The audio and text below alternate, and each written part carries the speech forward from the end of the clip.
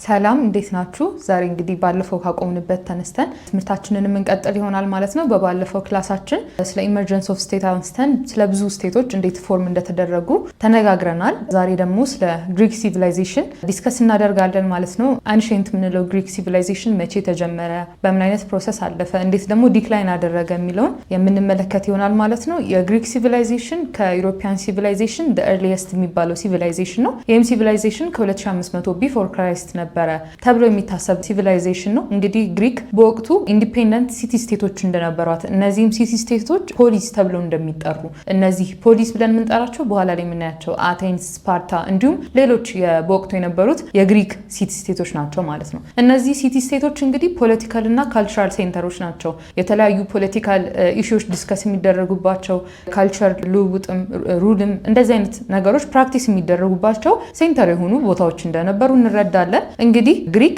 በኤንሸንት ጊዜዋ ወይም በኤንሸንት ሲቪላይዜሽኗ የምትከተለው የገቨርንመንት ስርዓት ኦሊጋርቺ ይባላል። ኦሊጋርቺ የሚባለው ምን አይነት ስርዓት መሰላችሁ? ከዲሞክራሲ ተቃራኒ የሆነ ማለት ነው። ዲሞክራሲ እንግዲህ ሁሉም ሰው ሀሳቡን የመግለጽ መብት አለው አይደለ? ዲሞክራሲ ላይ። ኦሊጋርቺ ላይ ስትመጡ ደግሞ ተቃራኒ ነው። የተወሰኑ ሰዎች ፊው ፒፕልስ ይኖራሉ፣ ፓወር ያላቸው እነሱ ናቸው ሁሉንም ነገር ዶሚኔት የሚያደርጉት ማለት ነው። ስለዚህ ማንም ሰው ሀሳብ የመስጠት መብት የለውም። እንደዚህ አይነት ስርዓት ነው ኦሊጋርቺ። ስለዚህ ግሪክ ዲሞክራሲን ከመቀበል ወይም የዲሞክራሲ ስርዓትን ከመምጣቱ በፊት የምትቀበለው ስርዓት ይሄ ኦሊጋርቺ የተባለውን ስርዓት ነበረ ማለት ነው። በኋላ ላይ ወደ ዲሞክራሲ ሽፍት አድርጋለች ማለት ነው።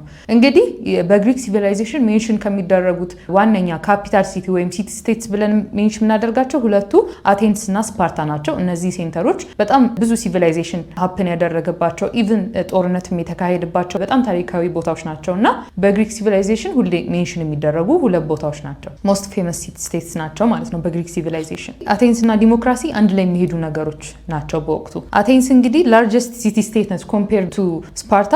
ላርጀስት ሲቲ ስቴት ብዙ ሰው የምትይዘው አቴንስ ነበረች። ከ25,000 እስከ 40,000 ሰው ይኖርባት እንደነበረች አቴንስ የተባለችው ቦታ ላይ እንረዳለን።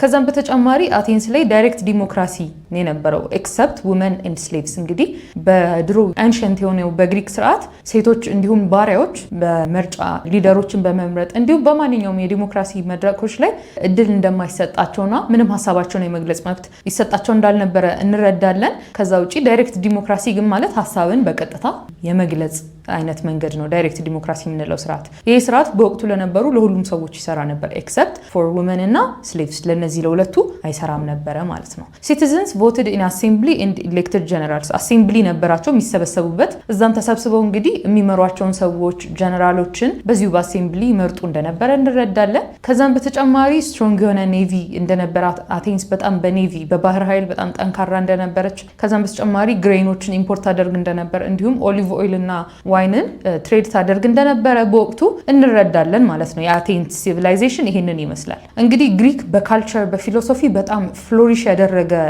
ፊሎሶፊ ያላት ናት። እንደምታውቁት ማይቶሎጂዎቹን ታውቃላችሁ ብዬ አስባለሁ። የግሪክ ስቲል ነው ያሉ በጣም ፌመስ የሆኑ ማይቶሎጂዎች ፊሎሶፊዎች ያላት ናች ግሪክ። እንግዲህ በፊሎሶፊ ሳይዱ ስትሄዱ በጣም ትልልቅ የግሪክ ፊሎሶፊ ፒክ ላይ ያደረሱት በዋነኝነት 3 ፈላስፎች አሉ። እነዚህም ሶክራተስ፣ ፕሌቶ እና አሪስቶትል ብንላቸው እነዚህ በግሪክ ፊሎሶፊ ትልቁን ቦታ የሚይዙ ፈላስፋዎች ናቸው ማለት ነው። ግሪክ ከፊሎሶፊ በተጨማሪ ሜዲሲን፣ ፊዚክስ፣ ማትስ፣ ባዮሎጂ እነዚህ ቦታዎች ላይ ሁሉ አድቫንስ ያደረገች እንደነበረች እንረዳለን።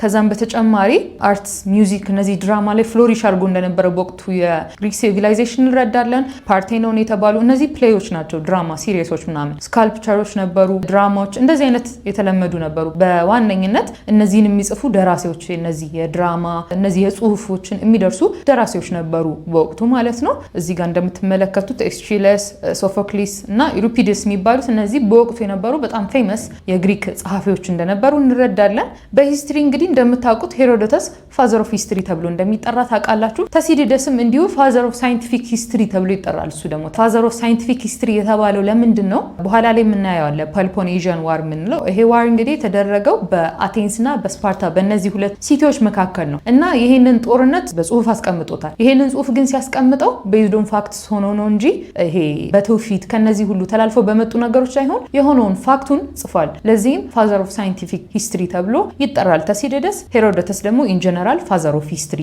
ተብሎ ይጠራል ማለት ነው። እንግዲህ የግሪክ ሲቪላይዜሽን ዲክላይን እያደረገ ከመጣበት ምክንያት አንዱ ዋር ነው። እዛው ግሪክ ውስጥ የነበረ ዋር ፔሎፖኔዥያን ዋር የምንለው ይሄ ዋር እንግዲህ የተደረገው በአቴንስና በስፓርታ መካከል ነው። ሁለቱ ይህን ጦርነት ያደረጉት ፓወር ለመያዝና ግሪክን ከላይ ሆኖ ለማስተዳደር ነው። በዚህም በተደረገው ጦርነት እንግዲህ አቴንስ በስፓርታ ዲፊትድ እንደተደረገችና ስፓርታ እንዳሸነፈች እንረዳለን ማለት ነው። ይሄ ጦርነት በነገራችሁ ላይ 27 ዓመት አካባቢ ነው የቆየው እና በዚህ መንገድ በወቅቱ የነበሩት አቴንስም ሆነ ስፓርታ እንዲሁም ሌሎች የግሪክ ሲቲ ስቴቶች በዚህ ጦርነት በጣም ተዳክመው ነበረ። ስለዚህ የሌሎች ሲቲ ስቴቶችን መዳከም ለግሪክ ሲቪላይዜሽን መውደቅ ዲክላይን ማድረግ አንድ ምክንያት ነው ከጦርነቱ በተጨማሪ ማለት ነው። ስለዚህ የግሪክ ሲቲ ስቴት መዳከማቸው ደግሞ ለማኬዶኒያ በወቅቱ ከግሪክ በኖርዝ ሳይድ ለነበረችው ማኬዶኒያ ለምትባለው ስቴት እድል የፈጠረ ነው። ወደ ግሪክ መጥቶ ግሪክን ኮንከር ለማድረግ ማለት ነው። በዚህ መንገድ እንግዲህ ፊሊፕ ተሰከንድ የሚባለው ባይዞ ፊሊፕ ተሰከንድ የአሌክሳንደር ዘ ግሬት አባት ነው እና ፊሊፕ ተሰከንድ ኮንከርድ ግሪስ ኢን 338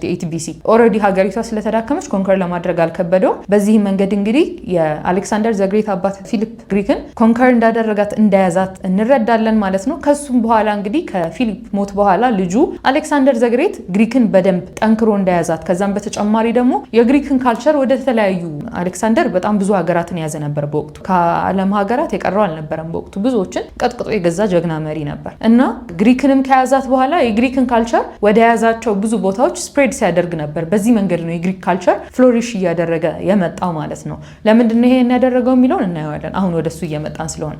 እንግዲህ ሄሌኒስቲክ ኤጅ የምንለው አለ በግሪክ ሲቪላይዜሽን። ሄሌኒስቲክ ኤጅ የምንለው ከአሌክሳንደር ሞት ጀምሮ የሮማን ኮንከስት ወይም ሮማን ግሪክን ኮንከር እስኪያደርጋት የነበረው ታይም ሄሌኒስቲክ ኤጅ ይባላል። ለምንድነው ሄሌኒስቲክ ኤጅ የሚባለው? ከአሌክሳንደር ዘ ግሬት ሞት በኋላ እንግዲህ ብዙ የያዛቸው ኢምፓየሮች ነበሩ፣ ብዙ የገዛቸው ቦታዎች ነበሩ። እነዛ ቦታዎች ከሱ ሞት በኋላ እንደተከፋፈሉ እንረዳለን። ከዛም ግን እነዚህ የተከፋፈሉት ቦታ ላይ የግሪክ ካልቸር ከነዛ ከነበረው አካባቢ ጋር ሚክስ እያደረገ እንደመጣ እንረዳለን። ለምሳሌ አሌክሳንደር ዘ ግሬት ኢጅፕትን ኮንከር አድርጓታል። ኢጅፕትን ኮንከር ካደረጋት በኋላ ኢጅፕት ላይ የኢጅፕትና የግሪክ ካልቸር አብሮ ሚክስድ እንደተደረገና ኢጅፕት አካባቢ ግሪክ ካልቸር በጣም ፍሎሪሽ እያደረገ እየወጣ እንደመጣ እንረዳለን። በወቅቱ አሌክሳንደር ለምንድን ነው በሄደበት ሁሉ በያዛቸው ቦታዎች ሁሉ የግሪክን የሚያስፋፋው የግሪክን ካልቸር ካላችሁ፣ አንደኛ ለግሪክ ካልቸር በጣም ትልቅ ፍቅር አለው። ለግሪክ ፊሎሶፊ በጣም የሚያደንቃቸው ሰዎችም ፈላስፎችም ሆነ ማይቶሎጂዎቹ በጣም ያደንቅ ስለነበረ በየሄደበት ሁሉ ያንን ማስፋፋት ይፈልግ ነበር። ሁለተኛ ደግሞ የያዛቸው ኢምፓየሮች እንዳለ ወጥ የሆነ ካልቸር እንዲኖራቸው ይፈልጋል።